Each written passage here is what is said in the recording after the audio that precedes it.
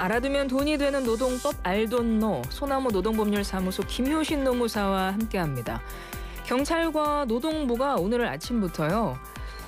경기 광명시 현장사무소, 포스코 ENC 송도 사옥, 하청업체 등에 대한 압수수색에 착수했습니다. 포스코 ENC는 최근에 산재 사고가 빈번하게 발생했죠. 이재명 대통령이 포스코 ENC 사고 언급 이후에 안전관리 혁신계획까지 발표했지만 지난 4일에 또다시 작업자가 감전 추정 사고 당해서 의식불명 상태에 빠진 일이 생긴 겁니다. 이후에 포스코 ENC 사장 결국 사퇴했죠. 대통령도 포스코 ENC 산업재해 반복되니까요. 면허 취소, 공공입찰 금지 등 추가 제재 방안 검토할 거 지시했습니다. 관련해서 알아보죠. 김효신 노무사 화면으로 만나겠습니다. 노무사님 안녕하세요. 네, 안녕하세요. 김효신입니다. 네. 포스코 ENC가 지난 4년 동안 일하다가 8명이 숨지는 사고가 발생을 했네요. 네. 현장에서 도대체 어떤 일들이 있었던 걸까요?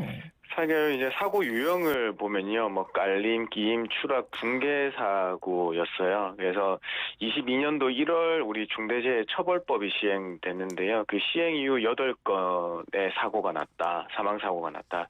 근데 이 사망자 대부분이 하청업체 소속이라고 합니다. 이 어떤 유형인지 아까 간단히 말씀드렸지만 다시 말씀드리면 23년 8월에는 거푸집 추락 사망 사고고요. 23년 초에는 철제 구조물에 깔려서 사망하셨고 24년 8월에 감전사, 같은 해 11월에는 현장 보행로 지붕이 무너지면서 3명의 깔림 사고가 있고요. 또 올해 1월에는 김해 현장에서 아파트 현장에서 추락사. 그다음에 4월에 다들 아시겠지만 광명에서 그 지하철 공사에서 현장 붕괴 사고가 있었죠. 거기에서 한 명이 사망하였습니다. 다들 보면 이 사고 유형이 사실 이게 어떤 예방할 수 있는 사고다. 그래서 후진국형 사고가 발생했다고 얘기하고 있습니다. 중대재해처벌법이 시행된 지 3년 지났거든요. 근데 산업 네. 현장에서는 아직도 이런 일들이 계속 발생하네요. 맞습니다. 그렇게 보일 수 있죠. 이게 안전관리 강화하고 있다고 하더라도 이게 사실 서류상으로 잘 갖춰져 있지만 실제로 이게 현장에서 다 잘 지켜지고 있는가에 대한 의문이 여전히 생기고 있습니다. 그다음에 이제 건설 현장은 항상 위험한 게 도사리고 있잖아요. 위험이 도사리고 있기도 하고 우리 특유의 이제 빨리빨리 해야 되는 그런 문화 때문에도 사고가 더 많이 나는 게 아닌가 싶습니다. 사실 이제 그래서 이걸 찾아보니까 그 24년도 말 기준으로 중대재해처벌법 위반으로 법원 판결을 받은 사례를 분석한 게 있더라고요. 거기에서 이제 총 그 판결이 내려진 사건은 31건인데요. 이 중에 실형이 4건, 집행유예가 23건, 그다음에 벌금형이 2건, 무죄가 2건이었었어요. 그래서 실형이 4건밖에 안 되는데 이 실형을 나게 된 것도 이 대표자가 과거에 산업재해 그 동종 전과가 최소 3개에서 7개까지 가지고 있다. 그다음에 산업재해가 빈번하게 발생하는 회사였다. 그다음에 또한 사전에 사고가 나기 전에 안전 관련 지적이 있었는데도 불구하고 그 조치를 미행했을 경우에 그 1심에서 실형이 선고된 사례들입니다. 보통 대부분 하청업체 소속 근로자들이 사고를 당하는 경우가 많잖아요. 특히 네. 건설업 같은 경우가 많고. 근데 보면 맞아요. 이런 지적이 나와요. 다단계 하도급 구조가 이게 구조적인 문제다. 이런 지적이 나오는데요. 이거 설명 좀 부탁드려요. 어떤 구조를 말하는 건가요? 다른 발전소에서나 그런 위험한 곳에서 다들 외주화주고 있는 걸 이제 위험의 외주화라고 하고 있잖아요. 어쨌든 이 건설 현장에서도 그 다단계 하도급 구조에 있어서 그 하도급 근로자로 내려가 있을수록 그 안전에 취약해지는 그런 상황이 발생하고 있습니다. 사실 이제 건설산업기본법에 보면 이제 하청업체가 다시 재하도 주는 재하도를 원칙적으로 금지하고 있어요. 근데 예외적으로 전문 공사를 시공하는 업체한테는 하도급을 주는 경우에는 예외로 두고 있거든요. 그래서 그런데 이게 한 단계만 전문 건설업체만 줘야 되는데 여기에서 다시 관행처럼 전문업체가 다른 공정별로 그 하도를 주는 재하도가 빈번하게 일어나서 책임 소재가 불분명해지는 경우들이 많습니다. 그러니까 특히 건설업에서 원청, 하청, 그리고 또 재하청. 이런 단계로 간다는 거잖아요. 그래서 맞습니다. 다단계 하도급 네. 구조 이런 말이 나오는 건데 원칙적으로는 그러면은 이러면 안 된다는 거잖아요, 지금. 네, 맞아요. 원칙적으로는 단 한 번만 된다. 한 왜냐하면 번만 우리가 일군 건설사라고 하는 우리가 다 아는 이름만 들으면 아는 건설사들이 있죠. 네. 거기에서 이제 그 주주한테 그 원청 건설사가 수주를 하면 이 건설사에서는 다 못하잖아요. 자기들이 종합 건설사인 건 전문은 아니란 말이에요. 이 전문 업종으로 뭐 타일을 한다거나 전기 작업을 한다는 이 개별 작업은 전문 하청 업체가 담당하고 돼 있습니다. 여기까지는 가능해요. 1단계는. 그런데 다시 이 전문 하청 업체가 다시 재하청을 준다는 거죠. 그러니까 재하청을 하나만 주면 되는데 이 재하청 업체가 다시 현장에서는 뭐 팀장제, 도급제 같은 명목으로 다시 또 하청을 주게 되는 거거든요. 그러니까 지금 말씀하신 경우가 불법 재하도급이 되는 거네요. 맞습니다. 4단계, 5단계까지 가버리니까요. 그러면 그런 상황에서 만약에 사고가 나면 어떻게 되는 거예요? 사실 이제 이게 건설업에서 너무나 그냥 관행처럼 굳어져 있으니까요. 그 산재보험법하고 우리 산업안전보건법에서는 실제로 해당 현장을 지배하는 관리자, 즉 원청한테 그 책임을 지우고 있습니다. 예. 그러니까 우리가 이제 중대재해처벌법이나 사업주가라고 보는 사람을 그 책임지고 있는 거잖아요. 그 네. 산재도 그렇거든요. 산안법도 그렇고요. 그래서 특히나 이제 산재 같은 경우에는 고용 산재 보험료가 이제 하청 근로자가 다쳤다고 하더라도 이 전체 건설 금액 기준으로 원청이 책임지도록 돼 있어요. 네. 네, 그러니까 고용관계가 없는 하청 노동자더라도 산재 보상을 당연히 받을 수 있게 됩니다. 근데 여기서 현장에서 산재가 발생하면 원청한테 그 피해가 가는 구조가 되니까 원청이 엄청 싫어하죠. 네, 하청에서 사고가 나면. 아니 싫어하고 싫고 좋고를 떠나서 원청이 책임지는 게 맞다면서요. 그렇죠. 원청이 책임지도록 돼 있어요. 그러면 실제는 원청이 엄청 싫어해서 그게 제대로 안 되나요? 이제 암묵적으로 압박이 가해지기 시작하죠. 왜냐하면 이게 사실 이제 원청이 싫어하는 이유가 결국에는 이 자신들이 관급 공사를 수주하게 되는 그 피크경 점수에서 감점 요인으로 작용하게 되는 거거든요. 그러니까 어떤 자기들이 더 수주를 하는 데에 있어서 감점으로 작용하게 되니까 그것도 그렇고 또 아까 말씀드렸다시피 보험료 인상의 주된 요인이 되기도 하거든요. 산재 사고가 발생을 많이 하게 되면. 그래서 원청이 이제 산재로 안 잡히려고 그냥 그 알아서 정리하라는 식으로 많이 압박이 있게 되고 그건 뭐 지금은 많이 없어졌긴 했지만 이 공상 합의가 조금 일어나게 되고 그렇습니다. 지금도 좀 그런 일들이 관행적으로 일어나고는 있는 거예요. 그렇죠. 이제 우리는 이쪽에 이제 그 1차나 2차 하도급 정도에서는 사실 이제 법대로 이제 운영하는 것들이 많지만은 저기 밑으로 내려가면 내려갈수록 아직까지 그런 그 불법적인 관행들은 여전합니다. 네, 그렇군요.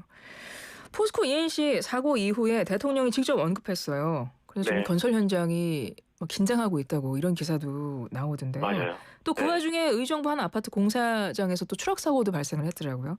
네. 지금 대통령이 직보 체계 갖추라 이렇게 지시를 했다던데 뭐 어떤 조치들이 시행이 되는 걸까요?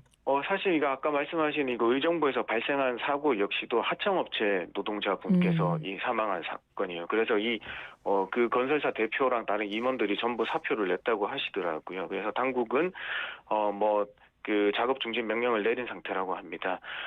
지금 대통령께서 사망 사고 신속하게 직보하고 또 노동부의 산업재해 사고 방지를 위한 사전 사후 대책을 마련하라고 지시했다고 해요. 그다음에 이제 특히 이제 반복적인 산재 사고를 예방하기 위해서 그냥 우리 징벌적 배상 제도를 도입한다거나 아니면 면허 취소를 할 수 있는 그다음에 공공입찰 제한 취소들의 강력한 제재 방안을 빨리 마련하라고 지금 하고 있는 상황입니다. 네. 그러면 포스코 ENC 같은 경우도 면허 취소, 입찰 금지 검토 지시했다고 했잖아요. 대통령이. 네, 맞아요. 실제로 포스코 ENC 면허 취소될 가능성 있을까요?